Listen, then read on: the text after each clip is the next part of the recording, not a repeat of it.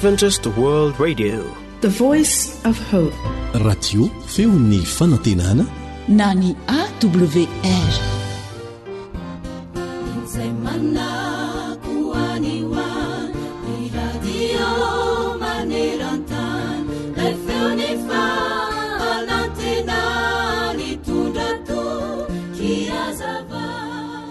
Voaheloka anao asan-tery vozana mandra-pahafatany ity lehilahy anankiray tao amin'ny fanjakana iray noho ny asa ratsy nataony. Efa nahavita ny taonany maro nanefa izany sazany izany izy ka mba nangataka famondram-po tamin'ny lehiben'ny fitsarana ambony. Indray andro sendra nitsidika ny tranomaizina ny mpanjaka ka mba nampitainy tamin'ny mpanjaka ny etaetany momba n'izany fangatahana sy faniriny izany. Tsapan'ilay mpanjaka tokoa ny fiovana lalina tamin'ity lehilahy ity araka ny fitantaran'ny lehibe any tranomaizina azy. Nefa dia nilaza ny mpanjaka fa tsy manana fahefana hanome famondram-po afa-tsy ho an'ny olona voaheloka ho faty eo nohony ihany, fa mpanao sonia fotsiny izay didim-pitsarana avoaka amin'ny mpitsarambony izy. Rehefa voasoniako kosa ny didim-pitsarana hoy ny mpanjaka, izay vao manan-kery. Nefa tsy mahazo manova na dia litera iray ao amin'izany didim-pitsarana izany aho. Fa ny azoko atao angaha hoy ny mpanjaka dia mba hanafainganana ny fandiniana ny fangatahanao, mba hampitony ny sainao ny amin'izay ho anjaranao. Tsy ela taorian'izay dia nivoaka tokoa ny didim-pitsarana ambonina na hoe famondram-po tsy azo tazonina an-tranomaizina. Dia nalefa nosony avy ny mpanjaka izany didim-pitsarana izany ho an'ilay lehilahy izay fantany tsara tao amin'ny tranomaizina. Rehefa voasony ny didim-pitsarana dia naterina tany amin'ny lehibe any tranomaizina. Namaky ilay taratasy ny lehibe any tranomaizina ary dia navoaka ny tamin'mpifaliana niaraka tamin'izay ilay lehilahy, afaka somany tsara izy. Taitra ny folohan'ny fitsarana ambony nahare izany ka dia nampiantso ity tompona andraikitra ao amin'ny tranomaizina ity noho ny fahasahiny nandefa ilay lehilahy voaheloka. Dia nasehoan'ilay lehibe any tranomaizina ity filompy tsara ny didim-pitsarana izay navoaka ary voarainina na hoe famondram-po tsy azo tazonina ny tranomaizina. Zendana sy gaga ilay mpitsara nahita izany. Tsy nanova na dia litera iray aza ny mpanjaka, fa nofaingo fotsiny no novany toerana. Ary dia tsy misy zavatra tsy ara-dalàna amin'izany, nefa dia niova tanteraka ny didy izay nivoaka. Ilay soratra hoe famondram-po tsy azo tazomina an-tranomaizina niova hoe famondram-po tsy azo tazonina an-tranomaizina. Indry mpiaino an-tsaina, mihoatra lavitra noho izany tokoa no ataon'i Jesosy ho antsika. Raha araka ny fahalementsika sy ny fahotantsika tokoa no hamaliana antsika, dia tsy misy famondram-po na bitika indrindra aza mendrika ho antsika. Nefa maharo-po sady be famondram-po izy ka mamela ny elontsika sy manadio antsika ho afaka amin'ny tsy fahamarinana rehetra. Inona no andrasana aminao? Ny fibebahana marina, ny fanekenao fa mpanoty ianao ary manetry tena miverina eo pototry ny hazo fijalian'i Jesosy izay maty ho anao sy tena tianao. Rehefa izany dia anafaka anao mahdiodio izy, ary amin'izany dia tsy misy fanamelohana ho an'izay ao amin'ny Kristy Jesosy. Romanina 9:1. Tena ni tundrato kiazava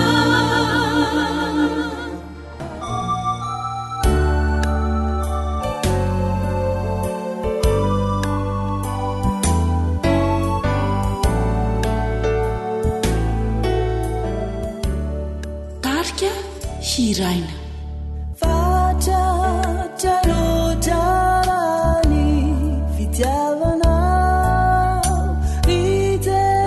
Sosi tu puku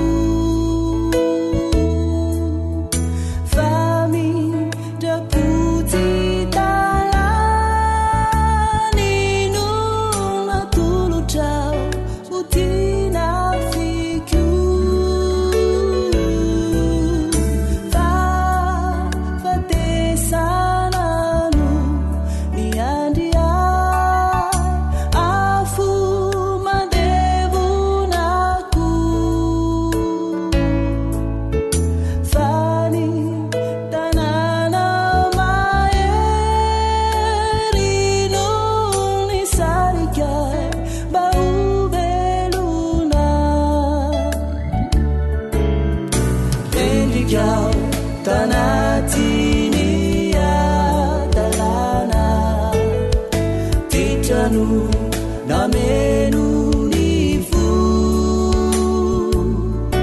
fayanano namponja ao ambala iray kananangana mba ozanaka renikao tanatiny adalana titrano nameno ny fo fayanano namponja ao ambala iray kananangana mba ozanaka. AWR zay lay onjany fanantenana.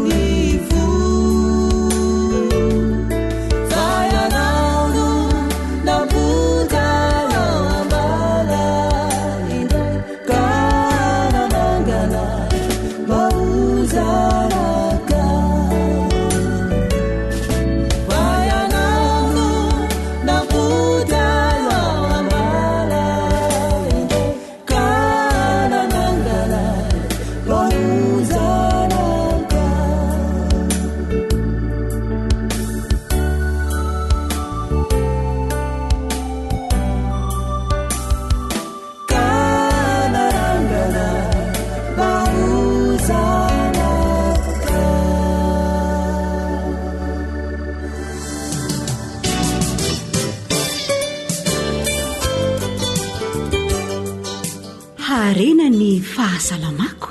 alio misoroka toy izay mitsabo.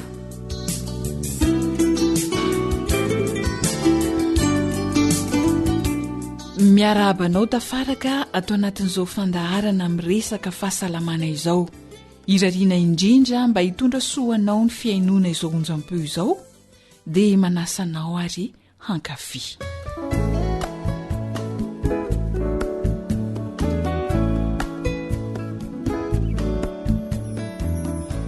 Anio dia hiresaka zava-maniry sakafo iray isika sy ny tombotsoa amin'ny fahasalamana raha mihinana azy.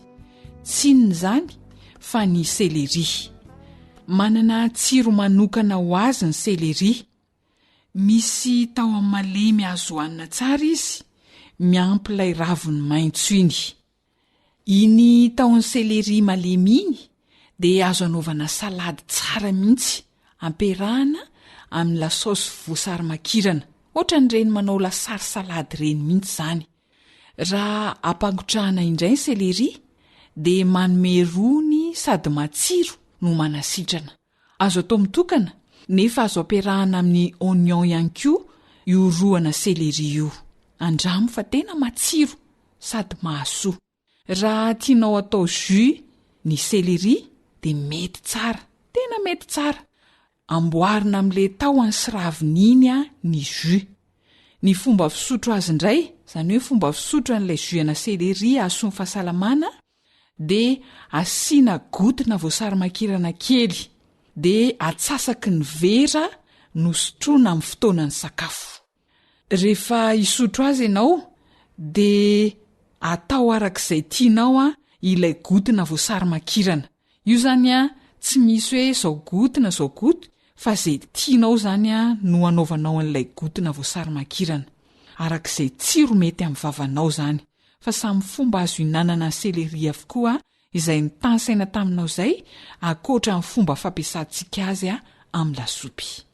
Raha izay rehetra izay ary ny fomba azo hinanana ny selery dia aleo fantarina tsara amin'izay le soa ataony amin'ny vatany. Ora dokotera Pikaroka hoe ny selery dia sady manadio rà no mampiena ny kolesterôla ao amin'ny rà ihany koa. Tamin'izany fikarohana natao izany nahitana fa mety ho an'ireo olona misy rano, izany hoe rano izay tsy ara-dalàna ny selery. Ho an'ny olona misy vato ihany koa ny voany, ho an'ny olona voan'ny goutte, satria araka ny fantatra dia mampivalan-drano betsaka ny selery. Mamporisika ny fitaran'ny lalan-drahany voa ny selery, ary noho izay dia mampiakatra ny habetsahan'ny fivalanan-drano izy, sady manongotra ireo faika na loto toy ny asida urika ao amin'ny rà makany amin'ny pipi. Sady sakafo ny manasitrana ny selery Ry mpianakavy, mazotoa mihinana selery fa sakafo manadio ny rà izy no mampiena ny kolesterôla ihany koa. Tsara ihany koa ny alalàna fa ny sakafo be hena sy ireo sakafo isan-karazany avy amin'ny biby dia mamokatra asidra tafahoatra any amin'ny rà, izay mitarika voka-dratsy betsaka tokoa ho an'ny fahasalamana. Anisa voka-dratsy amin'izany zao ny fiakaran'ny fahaverezan'ny calcium, ny fiforonan'ny vato ao amin'ny taova famanina, ny fitanana ny rano ao amin'ny vatana izay fitazonan'ny rano tsy ara-dalàna zany. Zao anefa ny fihinanan'ny olona ray selery dia afaka manafoana na manala ny fioaran'ny asidra tafahoatra ao amin'ny rà raha mihinana hena le olona. Ny fihinanana selery ihany koa dia manamora ny fanesorana ireo asidra any amin'ny rà makany amin'ny fivalanan-drano. Averina zany fa sakafo afaka manafoana ny asidra tafahoatra ao amin'ny vatana ny selery noho ireo sira mineraly ao aminy. Efa nomenanao ireo fomba azo hinanana azy, dia anjaranao no misafidy izay mampetipety ny ankonana. Araka ny fantatra ihany koa dia manana asa mampidina tositra ambony ny selery noho izy afaka manitatra ny lalan-drà, dia eo koa le izy mahabe ny fivalanan-drano. Ka dia amporisihana ireo olona manana tositra ambony mba hihinana selery.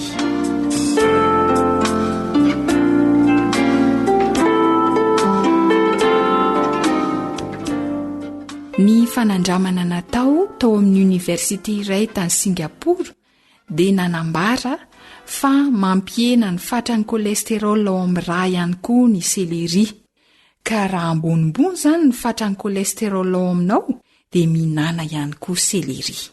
Hita fa misy fatrana glucokinine ihany koa ny selery izay manana asa mitovy amin'ny insuline. Ny insuline moa dia fantatra fa mampidina ny fatran'ny siramamy ao amin'ny rà. Zany hoe mitovy asa amin'ny insuline zany ny fatrana glucokinine ao amin'ny selery, izay natao ho an'ny olona misy diabeta. Tahaka izany koa ny fatrana hydrate de carbone izay atonony tsara ao amin'ny selery dia mety tokoa ka amporisihana ny olona misy diabeta. Zany ny soa azo avy amin'ity selery ity dia amporisihana ianao mba hihinana selery fa sady sakafo izy no fanafody. Ry mpianakavy, mazotoa mihinana selery fa sakafo manadio ny rà izy no mampiena ny kolesterôla ihany koa. Ety ampamaranana dia mahafaly ny manolotra anao ireo otrikaina hita ao amin'ny selery 100 grama manta.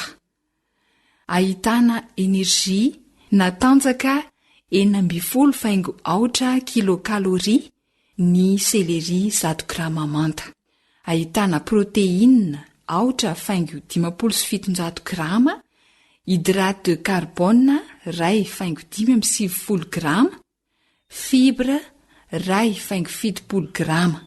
Misy vitamine A, vitamine B1, vitamine B2, vitamine B6, vitamine C ary vitamine E ny selery. Misy calcium ihany koa izy. Ka 70 miligrama ny fatrany amin'ny 100 grama na selery manta.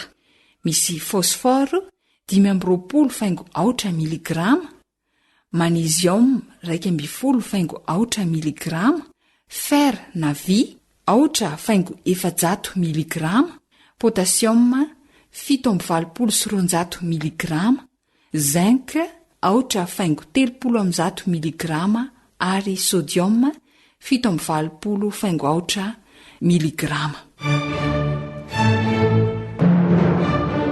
Ry mpianakavy, mazotoa mihinana selery fa sakafo manadio ny ra izy no mampiena ny kolesterôla ihany koa. Dia manasanao ary anao fampiarana aso ny fahasalamana e. Atreo indray aloha ny ferahantsika ankasitrahana ny fanarahanao ny AWR. Zoanitra no nanomana ny fandaharana ra-pahasalamana, samy makosany teo amin'ny lafiny teknika dia mirary soso fahasalamana, samy hotahin'Andriamanitra tompoko. Radio AWR, lay feo mitondra fanantenana isan'andro ho anao.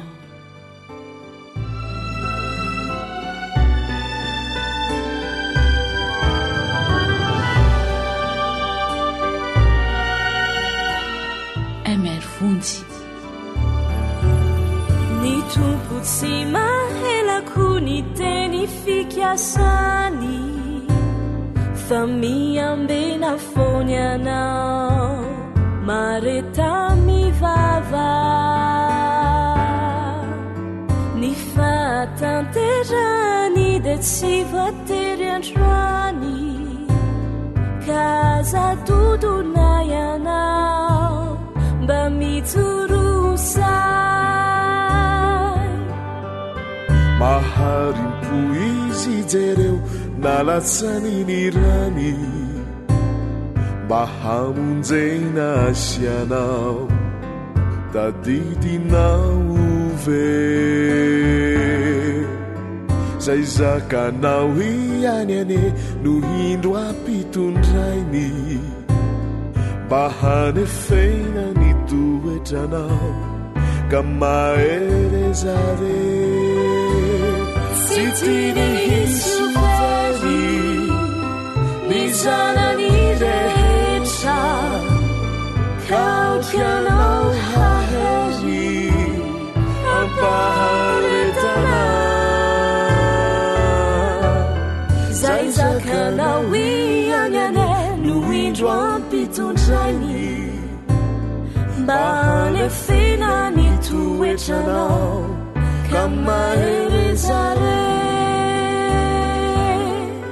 AWR, zay lay onjany fanantenana.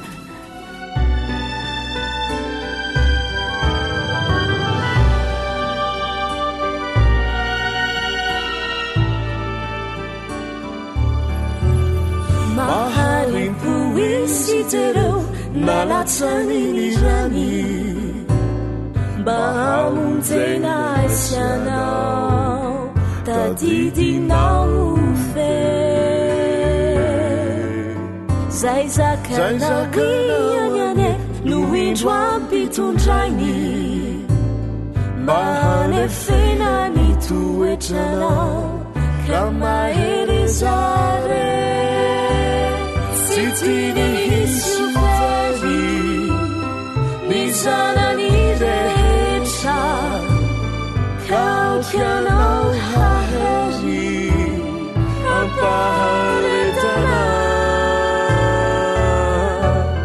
Zay zakanao ihany ane no indro ampitondrainy, mba hanefena ny toetranao ka maherezare. Tsy tiany hisovary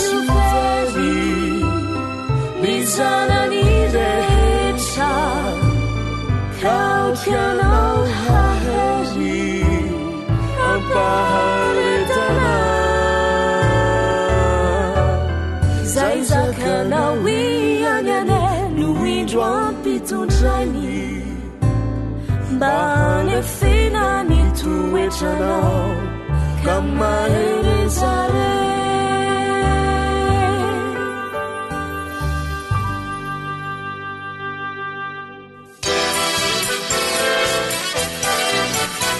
AWR manolotra ho anao feon'ny fonantena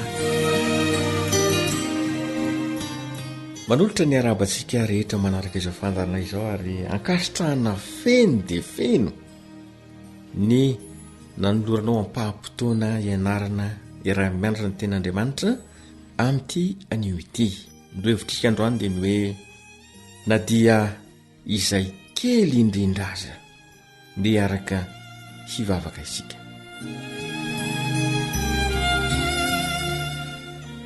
Saotra tompony amin'ny fotoana sarobidiny menao anay ianarana ny teninao amin'ny teny ity misaotra satria tia anay ianao, tia ny mpiainy fandarana ianao ary tia ny tokantrano tsiray avy ihany koa. Tompo kasio ny fonay, kasio ny fiainanay mba isy akony omponay izao afatra izao, afahanay manantona anao, afahanay mampitoetra anao isam-baravarana ary afahanay koa mandray ny famonjena atolotrao amin'ny naran'i Jesosy. Amen.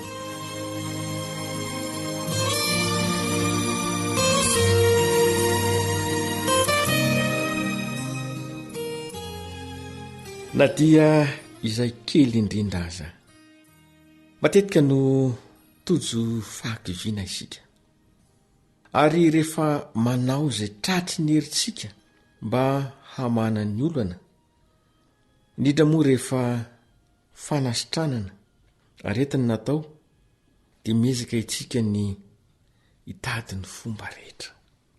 Taka izany indrindra no nitranga amin'ity tantara ity ao amin'ny Marika 5 andininy 10 sy ny 40. Marika 5 sy ny 40 dia nisy vehivavy anankiray nararina nandritra ny 12 taona.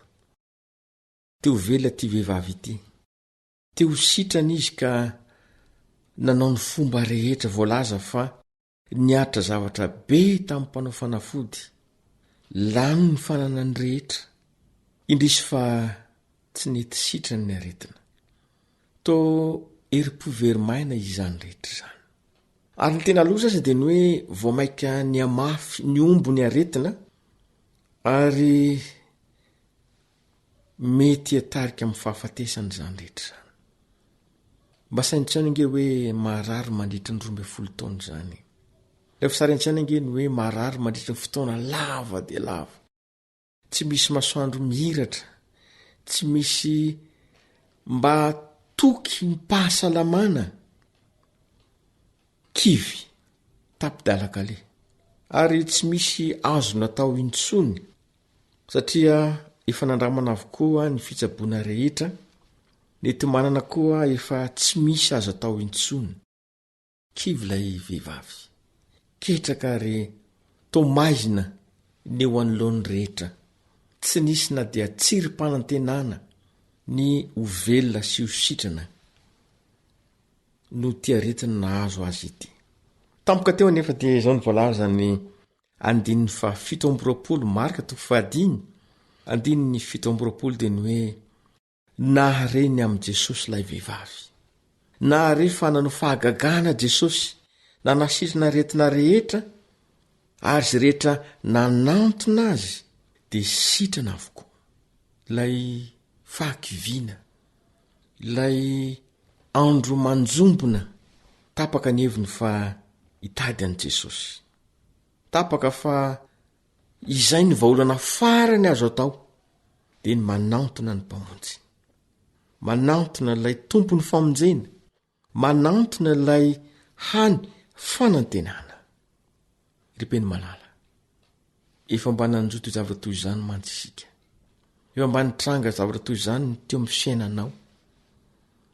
Jesosy lay tokana sy vahaolana. tapaka neviny fa hitady an' Jesosy izy indrisany nefa fa tao voavaha sy kivy tanteraka izy satria feno olona mifanizina nanodidina azy. Tsy misy fomba ahafahany manantona mivantana an' Jesosy no nabesaky ny olona. Toloza mitatao azy reto vahoaka izay misakana tsy nataony azy an' Jesosy. To vato misakana lehibe ho azy ireto vahoaka sesehena manodidina an' Jesosy tsy azahoany famonjena. Mahafinaritra dia izao, tsy kivy ilay vehivavy fa nitady vahaolana azo atao rehetra. Fantany mantsy fa raha toka tsy tanteraka amin'izao ora sy fotoana izao ny fanasitranana azy dia tsy ho hita intsony Jesosy ary dia afoy ny fanantenana rehetra. Vahaolana tokana dia ny manaraka ao ivoan'i Jesosy.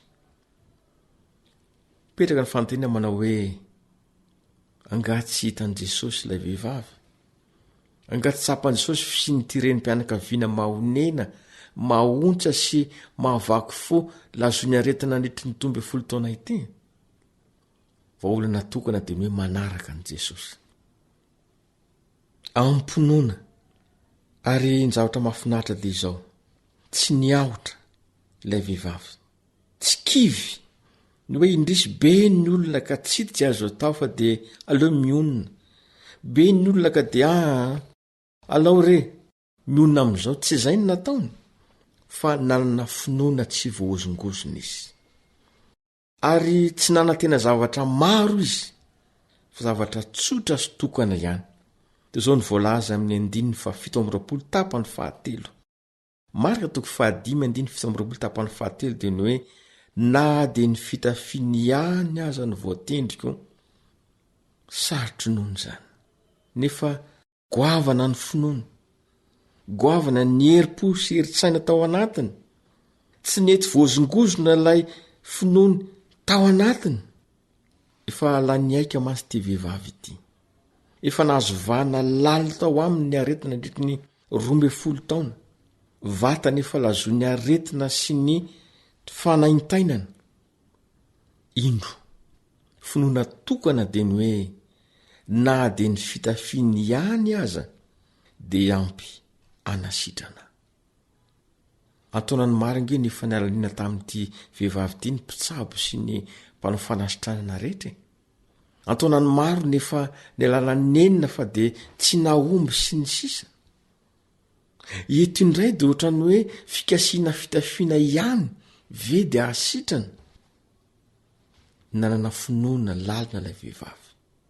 Tao an-tsainy dia ny hoe na tsy miteny amiko ara Jesosy, na tsy mikasika azy fa ny fitafiny fotsiny voakasiko dia ho sitrana.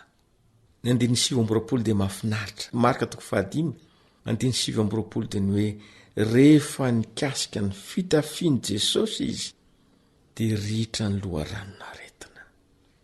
Aretina nahazo vahana 12 taona. Tsy maintsy mety fikasitanana izany, na mety fitsaboana maharitra mihitsy, kanefa tsy izay fa ny fitafiny Jesosy ihany.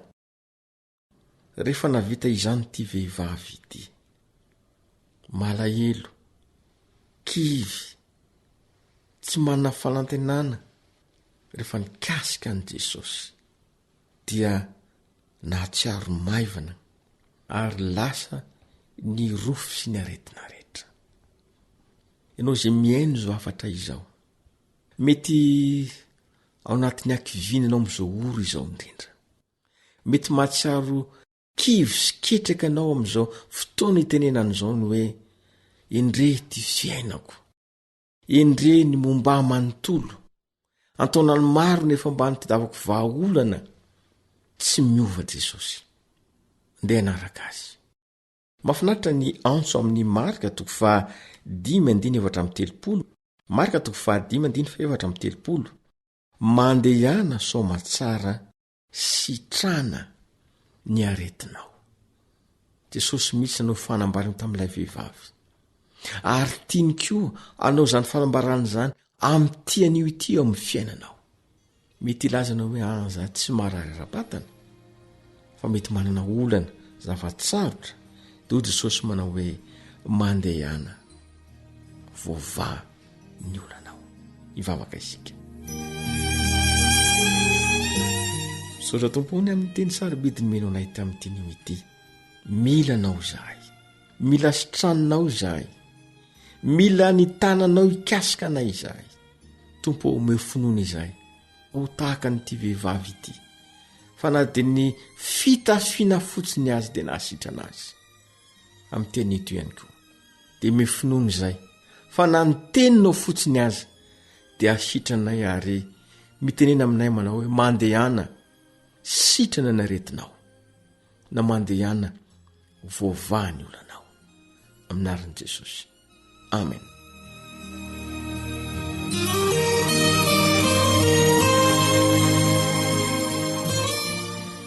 Mahaka sitraka noho ny fiarah-mianatra tamin'ny teny ity. Mpiara-mianatra aminao ny pastora André Anjaframamy Silvestre, fankasitrahana feno ho anao ny ankonanao saotra tompo. Ankoatra ny fiainoana amin'ny alalan'ny podcast dia azonao atao ny miaino ny fandaharany radio AWR Sampananteny Malagasy isanandro amin'ny alalan'ny YouTube AWR MLG. Ny finoako na kely toy ny voatsinapy de mafindra tendrombohitra izay de ampy kaninona manakana eo anolona matokia mino ao Jesosy tsy mandao etoeo amin'ny nihahiay aza manay ny zanany asantanany adidiny kaninona manakana eo anolona matokia mino ao Jesosy tsy mandao.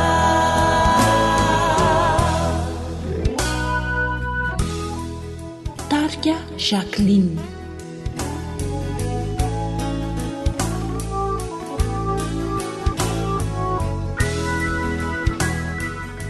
AWR Zay lay onjany fanantenana. Ny tanany iray de mitsotra mba hamonjy foana aoka handray de mivava manana finoana ny teniny mitondra aina vaovao izy atr'izay ho mandrakizay tiako fantatra etoeo amin'ny tinaliay aza manay ny zanany asantanany adidiny kaninona manakana eo anolona matokia mino ao Jesosy mandao.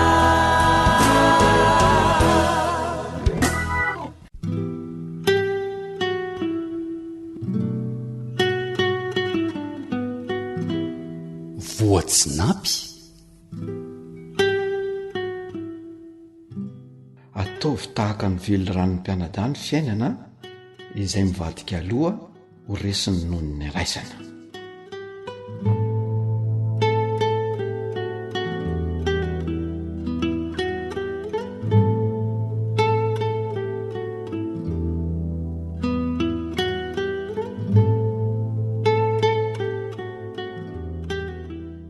awr mitondra fanantenana isan'andro ho anao. Mahazofa endrena, mahazofa alalana. Fianarana sy fanabazana androtany ty tanindrazana fahaizana sy fahendrena olovany ty firenena darena zareo tsy mahahitra fa tsara manoatsy ary lavitra ny fianarana re azatsanina fa manomanana olombanina.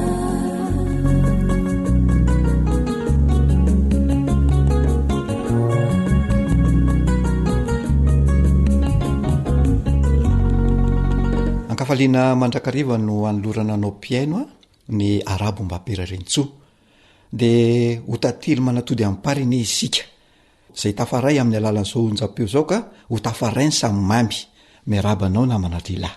Ankaravona ihany koa no iarabananao piaino e.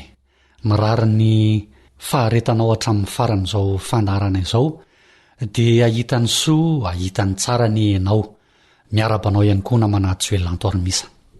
Araka ny efa fanaontsika eto amin'ny fandaharana moa namana Joelanto Armisa dia tsara ny manonona tonombavaka ho an'ny mpiaino antsika mialohan'ny resahana ny loha hevitra vaovao indray anio ka mino aho fa efa vonona ny amin'izay ianao.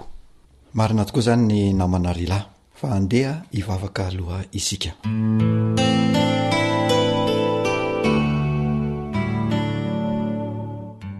Rainay masina sy tsara indrindra izay any an-danitro ny derany laza ny voninahitra ny dia ho anao rery any. Atolotra anao ihany koa ny saotra sy ny fitsaoana rehetra fa efa anao hatry ny taloha izany anao ankehitriny ary mbola ho anao mandrakizay. Misaotra anao ny amin'ny fotoana ahafahana manao izao fandaharana izao mba ahafahanay mifanabe sy mifanorevitra amin'ny alalan'izao fandaharana izao koa omeo saina endry izahay mba hahafahanay mandray sy manatanteraka izay hevitra hitondra fanabeazana sy fampandrosoana ho anay sy ho an'ny mpiainonay ihany koa dia mitahia ndray aman-dreny rehetra mitahia ny fianakaviana rehetra mba hiaina eo anivon'ny fifanajana tanteraka ny fianakaviana ray manontolo sy ny fifankatiavana tanteraka dia miainoza ny vavaka izany ray malala dia mamalihana ianao noho ny alehiben'ny fahasoavanao tonoana mivavaka noho ny amin'ny anaran'i Jesosy irery any. Amen.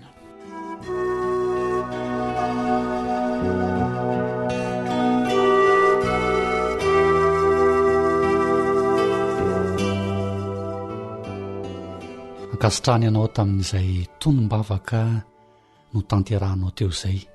Azo inona fa hery lehibe izany ho an'ireo mpiaino antsika tsirairay avy ary tsy ho azy ireo ihany fa ho antsika tompona andraikitra izao fandaharana izao ihany koa. Izay no ela fa inona ny masaka azontsika roso an'ny mpiaino indray namana Joelanto Armisa. Aniosika izany dia iresaka manodidididina ny fanajana sy ny fifanajana.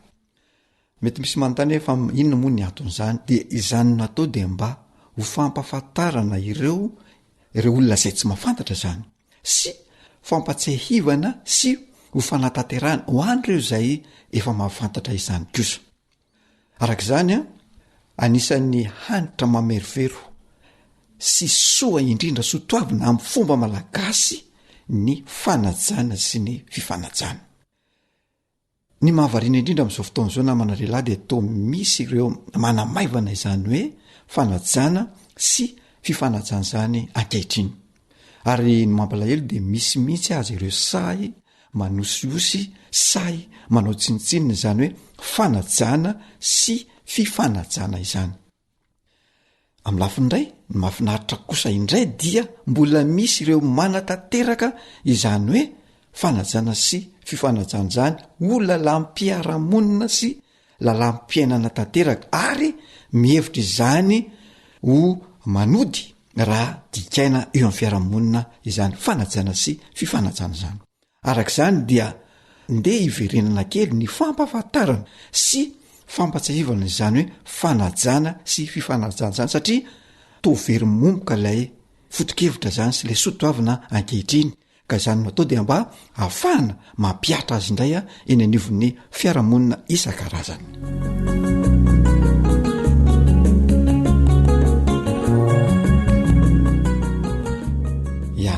anisan'ny fiteny eno fa iny eny ankehitriny koa aza ilay fiteny hoe ny fanahy ny maha olona na ny fanahy ny olona.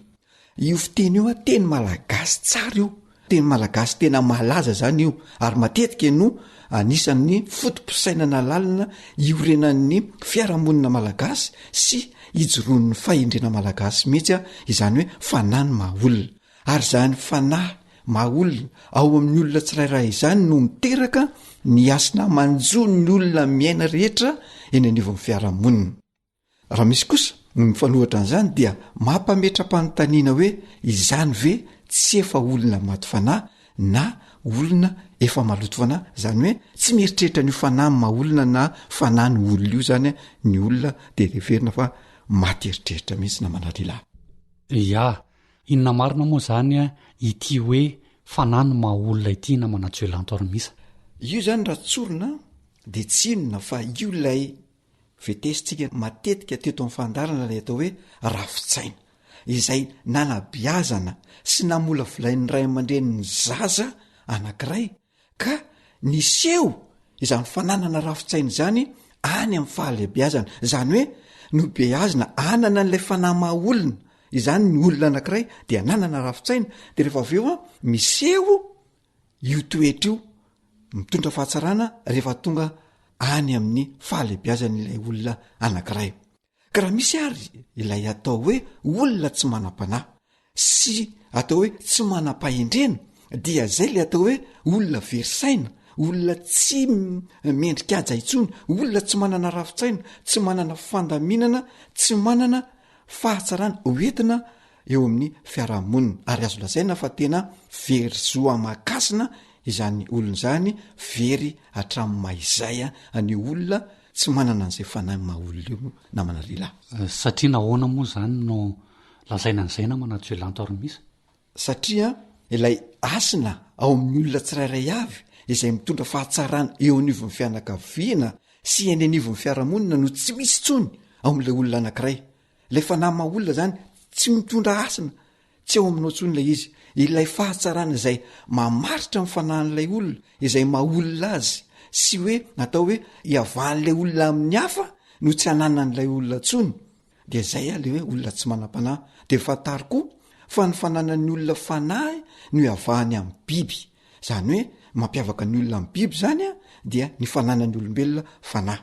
Manampy zany de tadedio fa ilay fahendrena, ilay toetra ambony avy amin'Andriamanitra izay miraikitra ao aminy, miampy ilay fanabiazana ampy avy amin'ny ray aman-dreny dia mampitoetra an'io fanahy maha olona io. Rehefa zany a de io no miteraka ny zony tsy azo hitsakitsahana, tsy azo tsiratsiraina, satria ananan'le mahizay, ananan'le fanahy maha olona, ananan'ilay rafitsaina. Ka rehefa ankatoavina izany zo zany dia miteraka ilay fanajana eo amin'ny samy olombelona, de misy izany hoe miaina ho azy ao anaty fifandraisana sy fifanakakezana po ny olona anankiroa na olona maromaro, dia ilay fifandraisana mirindra sy tsara no mitarika makany amin'ny fifankatiavana, mitarika makany amin'ny fifambatokisana. Ya, mahazavany amin'iny namana Joelanto Armisa fa misy fiteny malagasy ihany koa manao hoe vidika aja vidimboninahitra. Sarobidy loatra teo amin'ny malagasy zany aja mamboninahitra zany a, fa raha misy olona manao zinina zany de io lay lazaina hoe fahafahambaraka sy tantely afadrakotra, zany hoe zay olona tsy mametraka izany haja mamboninahitra izany ho zava-dehibe tokony ho tandrovana toy ny anak'Andriamaso, de lazainy fa efa olona verisaina mihitsy. Fa ny tena mahazava-dehibe an'ity haja mamboninahitra ity namana Joelanto Armisa raha tsaroanao tsara, izay miandoha amin'ny fanajanany tena aloha ary miampita any amin'ny fanajanany hafa, de mitarika ny fifanajan'ny mpiarabelona mihitsy rehefa avy eo.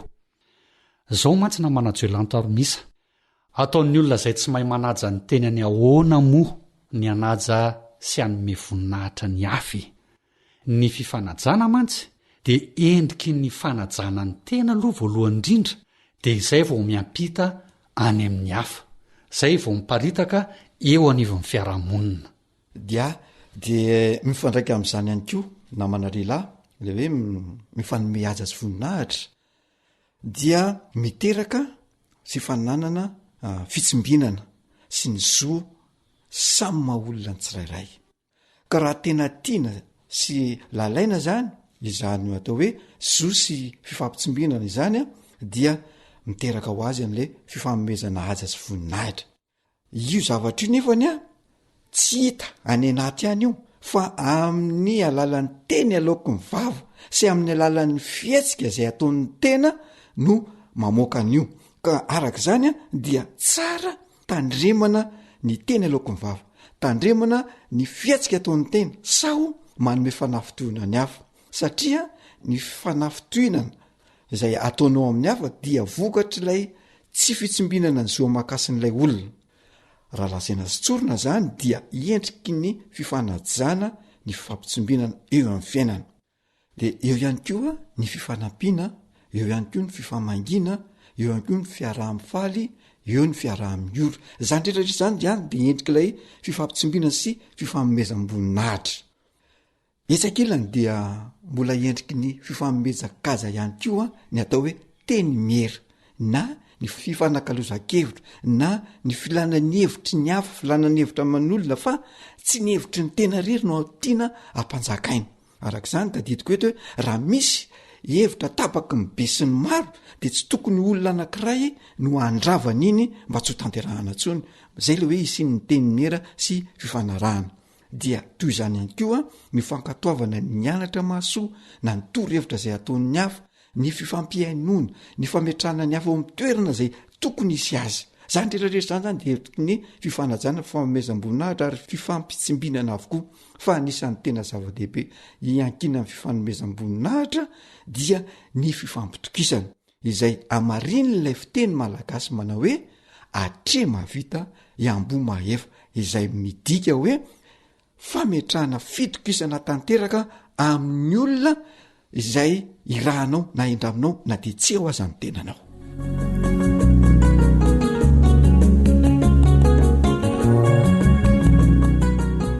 anisan'ny lalain'ny fiarahamonina malagasy ihany koa na manajoelany taoromisa ny fifandeferana mifono zavatra betsaka izay hoe fifandeferana izay a misy ny olona mihevitra fa marivo salosana tsy manana an'izay mahizy azy ny olona mandefitra eo amin'ny fiainana de izao mihevitra n'ireo olona izay tia fandeferan'ireo ny olona sasany fa olona resy ireo mandefitra ireo fa misy fiteny malagasy kanto loatra sy efa nisy nanao hira mihitsy aza moa hoe izay milaza hoe tsy resy tsy akory ny olo mangina zao a tsy faharesena akory ny fahanginana fa tafiditra ao anatin'ny fanajanany tena aleo mandefitra ny oabolana taolo malagasy koa manao hoe ny tendrom-po tsy mba namana ny fotezitra tsy ananandrariny ady amin'ny adalaka ny manam-panano mandefitra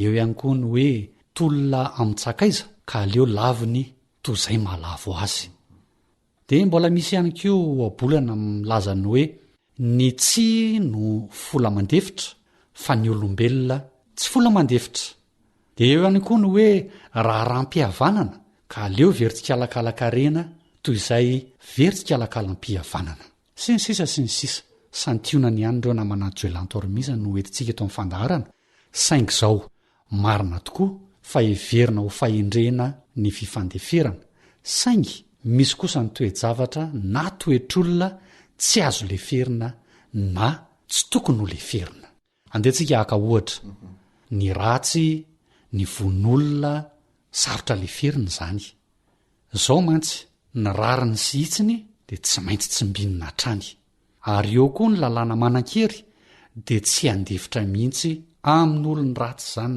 na oviana na oviana tsy andefitra mihitsy amin'ny olo-meloka na oviana na oviana ao anatin'izany koa ny fitandronan'ny toetra mendrika sy tsara izay tsy andeferana amin'ny fanaovana na ratsy mihitsy tsy leferina ihany koa ny olon-dratsy fa tsy maintsy anarana tsy maintsy tenenina mba ahatonga azy tsy hanoy izay lalandisony izay intsony ary mba hahatonga azy anana fiovana sy ahatonga azy iverina anaraka ny lala marina sy ny lalana mahitsy indray.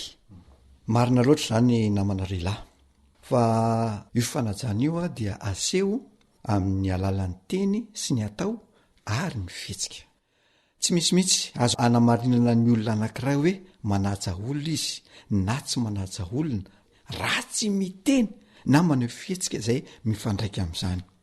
Amin'ny fomba fiteny tsotra dia hoe olona mahalala fomba na tsy mahalala fomba ny olona anankiray arakaraka ny fihetsika sy fiteny izay avokany sy ataony.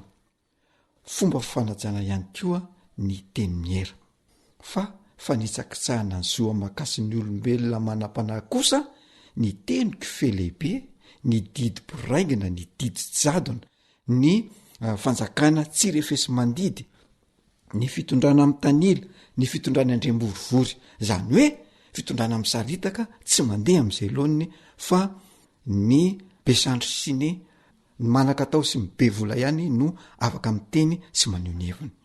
Dia tsy mipetraka zany ilay atao hoe fifanajana.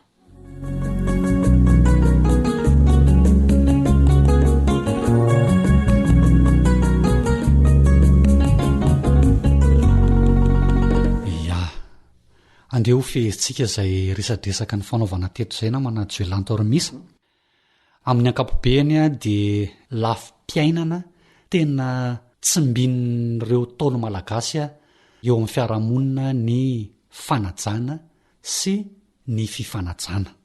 Izany natao a dia mba hampirindra mandrakariva ny fiarahamonina isin'ny fifandeferana, ny fifankatiavana, ny fihavanana, ny fifampitsimbinana.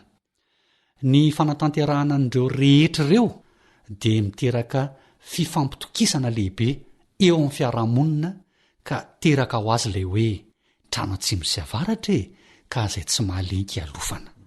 Eo ihany koa ilay hoe tsongofo ny tena, tsongofo ny olona.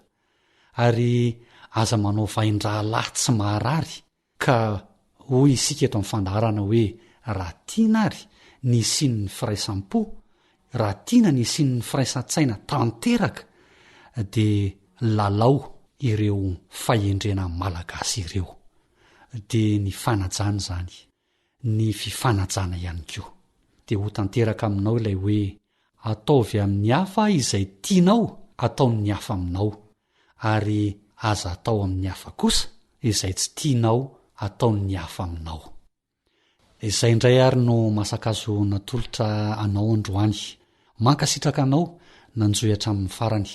Mametraka ny mandra-piona ho amin'ny manaraka indray na manao joelantormisa sy rila. Veloma AWR Téléphone 034 06 797 62.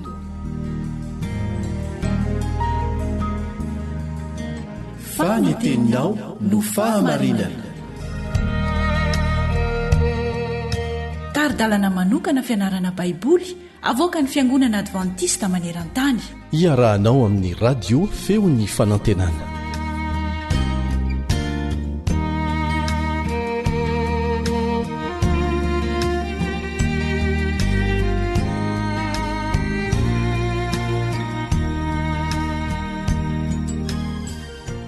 Toy ny fantalianantsika ny amin'ireo marika roa atao amin'ny olona rehetra amin'ny andro farany.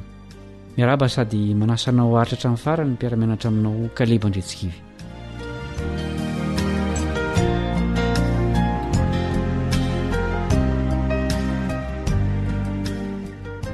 Inona ny lazain'i Jaona fahitranga amin'ny fiafaran'ny tantaran'ny tany? Manasanao iara-mamaky ny Apokalipsy 7:20, andininy 12 ka hatramin'ny 14. Apokalipsy 7:20, andininy 12 ka hatramin'ny 14. Ary ny tandroka folo izay hitanao dia mpanjaka folo izay tsy mbola nahazo fanjakana, fa mandray fahefana ho toa-mpanjaka iray ora miaraka amin'ny bibidia izy. Ireo dia miray saina ka manome ny heriny sy ny fahefany ho an'ilay bibidia. Ireo dia hiady amin'ny zanak'ondry, ary ny zanak'ondry harisy azy, satria tompony tompo sy mpanjakan'ny mpanjaka izy, ary harisy azy koa izay momba azy, dia olona voantsy voafidy ary mahatoky. Misy hevitra manandanja telo lehibe ambaran'i jaona amin'ireo andinin'ireo. Voalohany, manao fanarahana ireo mpitondra fanjakana. Omeny an'ilay fahefana asehon'ny biby avy eo amin'ny ranomasina ny fahefana sy ny lalàn'izy ireo. Faharoa, hiady amin'i Jesosy sy ilay zanak'ondry ny fanjakana rehetra eto an-tany. Fahatelo, amin'izany ady farany izany dia Jesosy sy ny mpanaraka azy no andresy. Ho resy kosa ilay biby avy any amin'ny ranomasina. Efa nisaininao ve ny drafitry Satana mba hiarahany miasa amin'ny fanjakana sy ny fitondrana eto an-tany? Manam-porofo ny tantara fa miverina trano ny zava-nisy tany aloha. Raha mandinika ny amin'ny fanjakana Romanina fahizay isika, dia ho tazantsika sahady izay hitranga amin'ny fiafaran'ny tantarany tany. Nandritra nampiarorany Constantin tao Roma, dia niditra ankiriny tao amin'ny fanjakany tany atsimo ny Allemand. Niteraka olana tamin'i Constantin ireo vahoaka be deaibe niditra tao amin'ny fanjakana. Tsapany fa ny fivavahana ny fomba tsara indrindra amahana ny olana sy hitazonana ny fanjakana hatanjaka. Noho izany, natambany ny fanjakana sy ny fivavahana kristianina. Koa tamin'ny taona 300 taorian'i Kristy dia ny andro voalohany amin'ny herinandro no natao no andro fitsaharana ho an'ny fanjakana Romanina. Nino izy fa io andro fitsaharana iraisana io no ampitambatra ny vondron'olona rehetra tao amin'ny fanjakana. Tsy ho ela dia ho tonga indray ny fotoan-tsarotra. Iorohoro ny mponina rehetra eto an-tany. Hitady olona hiaro azy izy. Asehon'ny tantara fa rehefa tonga ny fotoan-tsarotra dia iorohoro ny olona.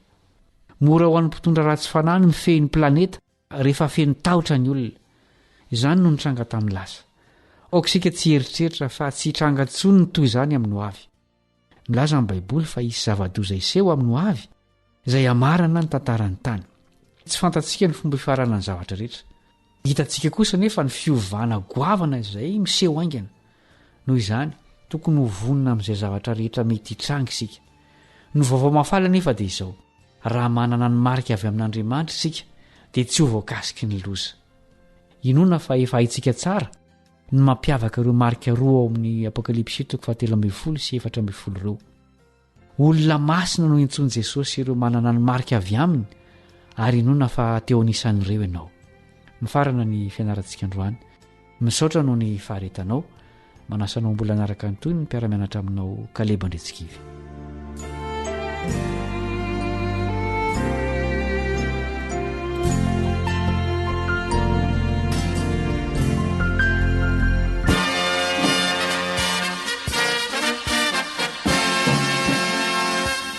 Adventist World Radio, The Voice of Hope.